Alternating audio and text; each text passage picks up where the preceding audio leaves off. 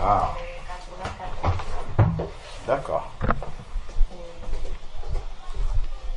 Quand j'ai rencontré le Seigneur, c'était déjà en 2014. Mais c'était à la suite d'une grande rébellion. J'ai été rebelle contre le Seigneur longtemps. C'est comme mon frère, le deuxième de la famille est décédé. C'était lui qui était comme mon papa. J'ai pas connu vraiment mon père. Mon père est décédé, j'avais 8 ans. Donc, il avait vraiment remplacé mon papa et lui aussi il est décédé 3 ans après le décès Du papa. de mon papa. Donc ça m'avait vraiment... J'avais 13 ans quand il est décédé. Donc ça m'avait... je sais pas, ça m'avait blessée. Et nous on allait à l'église en plus. Maman était chrétienne, on allait à l'église et bon, pour un enfant on comprend pas. En fait j'étais en rébellion, je n'ai pas compris parce que maman nous dit souvent que, enfin à l'époque elle nous disait que si on est malade, on se confie à Dieu, il va nous guérir. Et j'ai vu que mon frère, en 6 jours, quand il a été malade, il est décédé en 6 jours. En fait, il a été prise de folie et il ne s'alimentait plus. Et puis, le 6e jour, il est décédé. Et en plus, on avait eu un pasteur qui était venu nous donner, qui nous a soutenus vraiment à travers cette épreuve et nous avait dit que au 3e jour, le Seigneur va le relever. Et ça s'est passé. Le 1er jour, donc on était dans la louange, dans la joie. Pour nous, c'était sûr que mon frère allait se relever. Et il s'est passé que mon frère est décédé. Le 3e jour. Mais sur le coup, moi je ne l'ai pas accepté, donc pour moi, Dieu n'existait pas. Et donc j'ai été dans la rébellion jusqu'en 2012, où j'en ai voulu vraiment à Dieu. Pour moi, il avait pris mon père. Et voilà. Et j'en ai vraiment voulu à Dieu et j'ai vécu le monde. On peut dire, c'est même pas dans le monde, j'ai vécu le monde. J'étais dans le monde, j'aimais le monde, donc c'était... Voilà, j'allais même faire les fêtes, je sortais seule. S'il y avait des soirs où je n'avais pas de possibilité de sortir avec des amis, je sortais, je prenais des risques. Et en fait, il a fallu que moi-même, je sois prise aussi d'une sorte de folie. Là, c'était la dépression. Donc, malgré tout ce que je faisais, depuis mon enfance, donc depuis le décès déjà de mon papa, et de mon frère et tout ça, je souffrais déjà de dépression. Et je vivais avec la mort. J'avais l'esprit de mort en moi. J'aimais la mort. J'adorais même. Je voulais mourir. Quand je vivais, c'était la vie. C'était il faut que je meure. Et tous les jours, je pleurais. Mes soeurs, elles peuvent témoigner. Et ma soeur me téléphonait. J'étais là, j'ai dit, mais je veux mourir, je veux mourir. Je pleurais après la mort. Et c'était à un point qu'un jour, en fait, je suis devenue, on va dire, selon le monde, on dirait cinglée. Mais je suis devenue folle au point de vouloir en finir. Donc, j'avais fait un cocktail de tous mes médicaments parce que j'étais sous antidépresseur déjà. Et ce jour-là, j'ai tout pris. Et je me suis réveillée 3 jours plus tard à l'hôpital. C'est là que maintenant, cet esprit qui était en moi va m'accuser. C'était la première fois que du coup, j'avais cette accusation-là qui me disait, tu vois, tu as été rebelle toute ta vie, maintenant tu as péché contre Dieu, tu vas aller en enfer. Et là, j'étais à l'hôpital, j'ai commencé à pleurer. Il était 3 heures du matin quand cette voix a commencé à m'accuser, jusqu'à 10 heures, quand le pasteur de l'église, de la dame qui m'a permis donc de revenir vers Dieu, était venu en ce moment-là et je pleurais. Et je dis, je vais aller en enfer, c'est sûr. Et là, ça s'est passé que cet esprit s'est transformé en une grande colère. Donc j'étais tellement en colère, c'était même pas une colère peut-être contre quelqu'un, mais non, c'était en fait contre ma propre personne. Je me voyais, mais je sentais qu'il y avait quelque chose en moi. Donc, cette force-là, je me mutilais, je me tapais, tout ce bras-là, tout ça, c'était que des, comment on appelle ça, des hématomes. Et la cuisse aussi, parce que c'était, et quand j'étais en colère contre, en fait, quand j'ai une colère qui montait, au moins 5 personnes peuvent venir, il n'y a rien à faire. On n'arrivait pas à me maîtriser. Donc, il a fallu que, donc, on me donne un médicament très, très, très, très lourd, le Valium, pour que je sois, on va dire, KO. Et avec ça, ça m'a permis, en fait, toutes ces expériences-là, en ce moment-là, avec le Valium, je me suis retrouvée seule en moi-même avec un esprit. Et cet esprit me parlait. Et je me voyais, mais j'avais pas de force. J'avais pas de force. Mais au fort intérieur de moi, je me souviens que je pleurais. Je disais, Seigneur, pardon, pardon, j'ai péché contre toi. Et c'était tout le temps comme ça. Mais ce que même ma fille voyait de l'extérieur, c'était pas moi. Quand elle me voyait, j'étais tout le temps dans une grande colère. Je m'énervais, c'était... Et jusqu'au jour où vraiment le Seigneur venait à moi. C'était... J'avais là, j'étais devenue, mais c'était un point maintenant que à cette époque-là, à ce temps-là, j'étais, on va dire, avec un compagnon. Et cet homme-là m'a soutenue. Et en ce moment, il n'en pouvait plus parce qu'il y a un moment même où il ne pouvait plus me canaliser. Donc mes soeurs ont dit, amène-la à Strasbourg. En ce moment, j'habitais en Belgique. Et donc, il m'a accompagnée à Strasbourg et le lendemain, le dimanche, on est allé dans cette église-là. Et je continuais toujours à voir ces grands tremblements. Ça n'allait pas. Et j'avais maigri puisque je ne mangeais pas non plus. Et boire, c'était compliqué. Donc, j'avais vraiment sur un mois, j'avais déjà perdu 10 kilos en fait de mon poids normal. Donc, je tremblais. Et quand je suis rentrée dans cette église, j'ai vu que il y a quelque chose qui s'est passé. J'ai entendu en moi une voix distincte de ce que j'entendais d'habitude. Et ça a été une voix qui m'a dit, tu n'es pas seul. Tu n'es pas seul. Et donc j'étais là et j'écoutais ce pasteur-là qui prêchait. Et à un moment, ça a été l'heure de la délivrance. Et quand tout le monde chantait, j'ai senti en moi un feu. Je ne pourrais pas expliquer d'où ça me venait ce feu-là. C'était vraiment des plantes des pieds jusqu'à la tête. Et j'étais même trempée. C'était quelque chose de tellement fort que ce feu-là, je ne sais pas comment l'expliquer.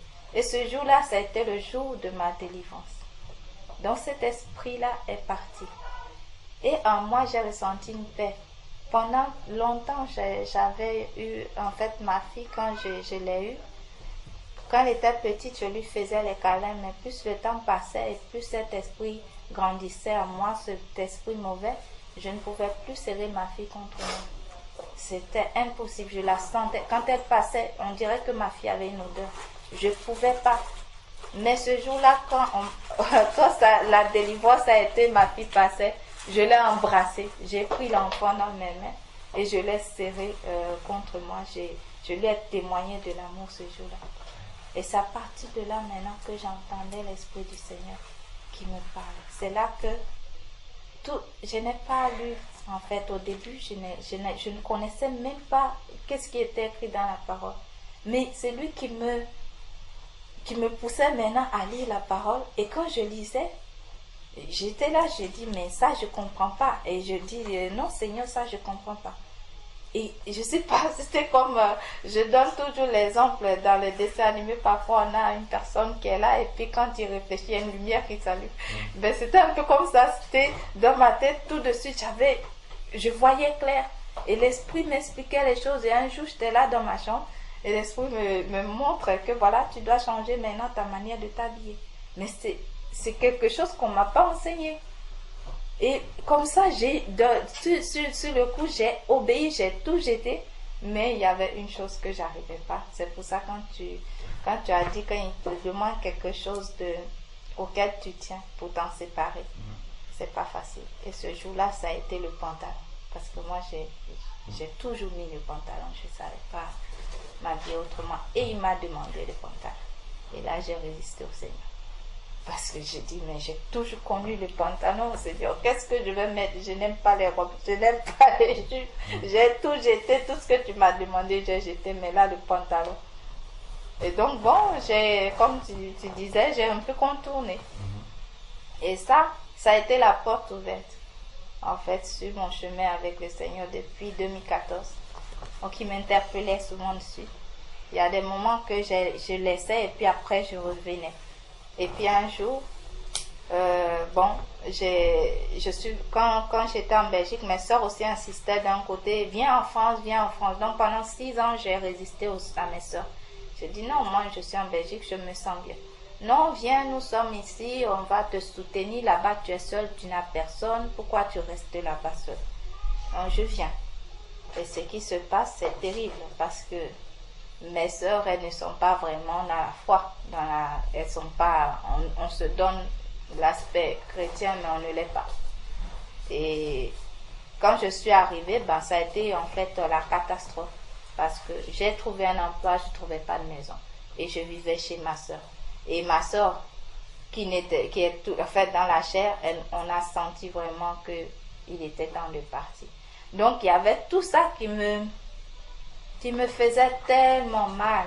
Et je n'étais plus dans la vie chrétienne, hein, parce qu'avec eux, de toute façon, on commençait, en tout cas moi, je me suis laissée aller, puisque il n'y avait pas de foi, j'avais aucun soutien, j'avais rien. Et puis, je sentais tout le temps la rébellion. Quand je veux parler du Seigneur, parfois même on se moquait et ça me décourageait.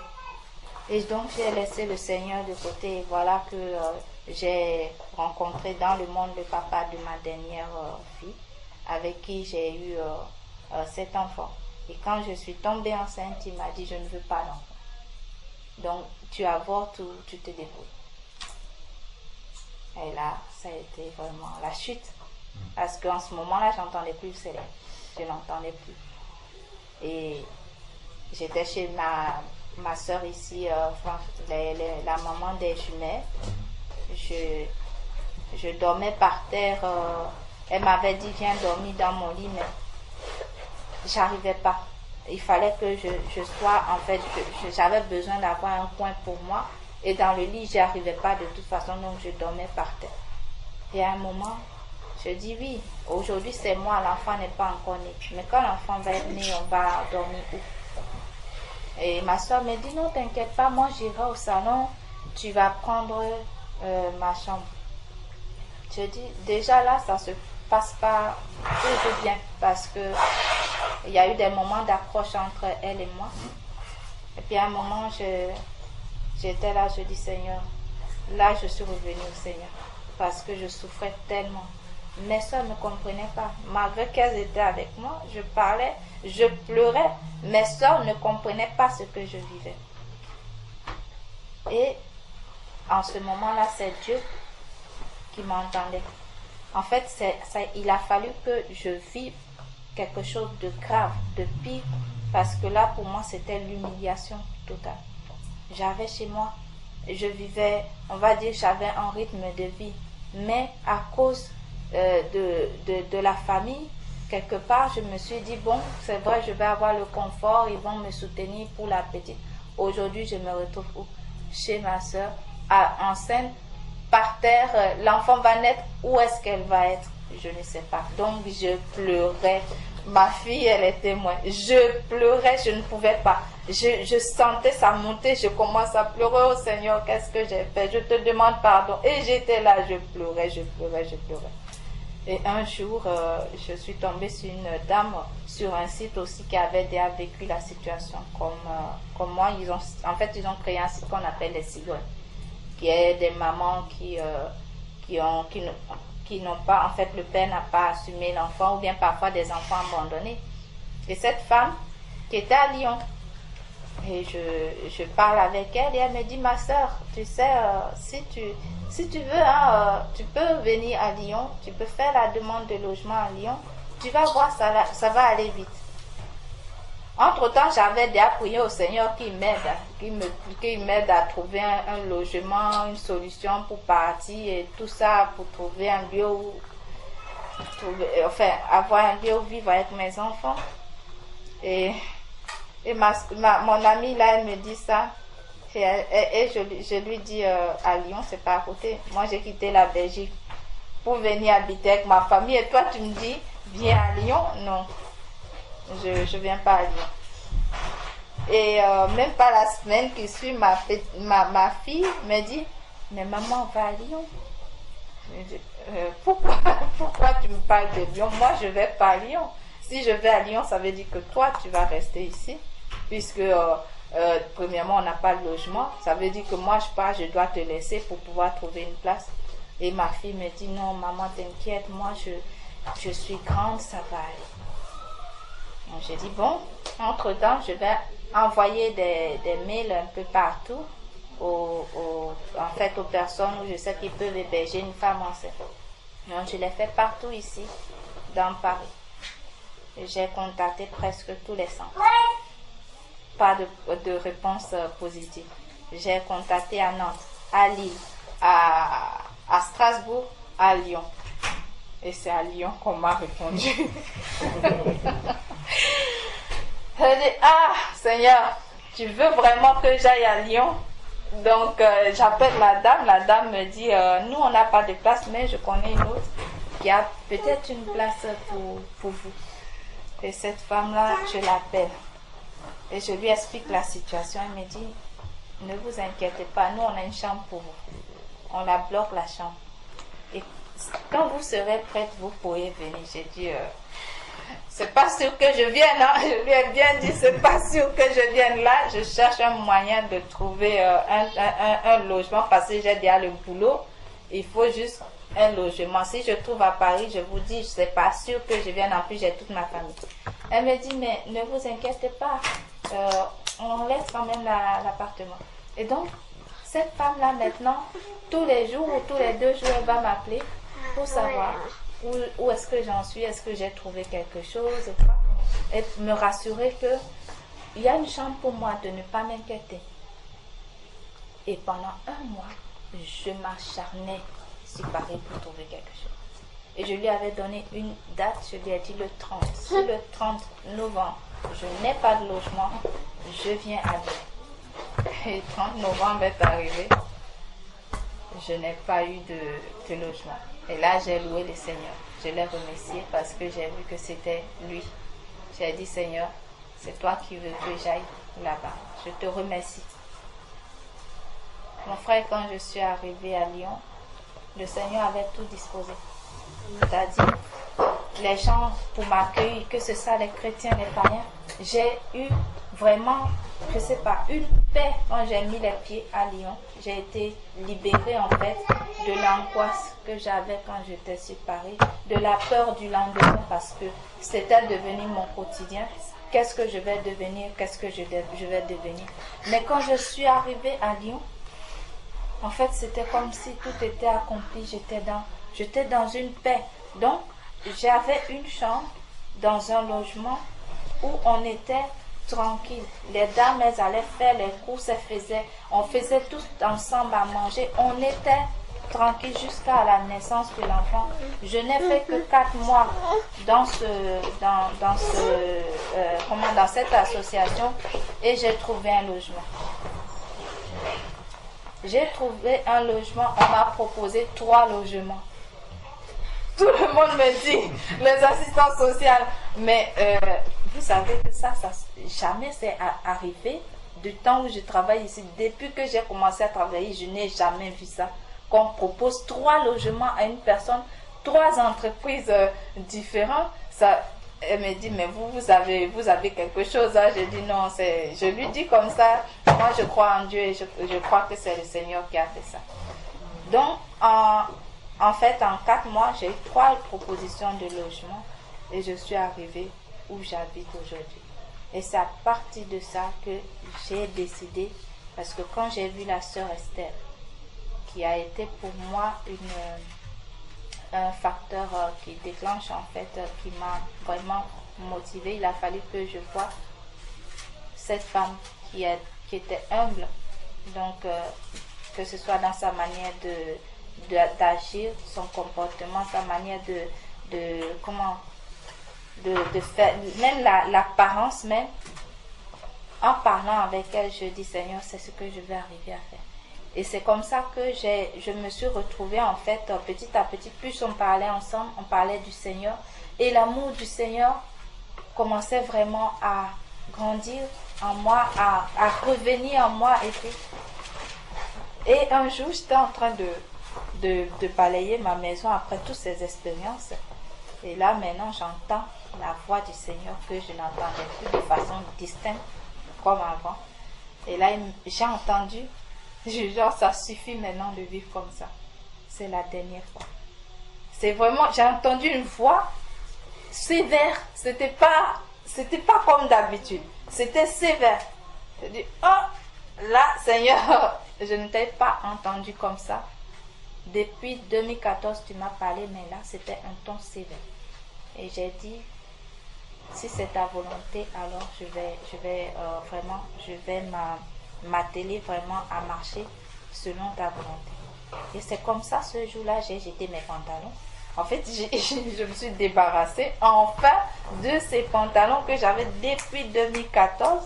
C'est en 2019 que j'ai jeté ces pantalons-là. Et bon, j'avais plus grand chose à me mettre et j'en avais gardé quelques-uns. Je crois que j'avais gardé 3. Et petit à petit, je disais, Seigneur, si je vais changer, je vais changer. Et c'est ainsi que, en fait, le Seigneur m'a amené après tout ce temps. Parce que j'ai été rebelle, premièrement, après la mort de mon frère, mais j'ai été rebelle quand il s'est aussi révélé à moi.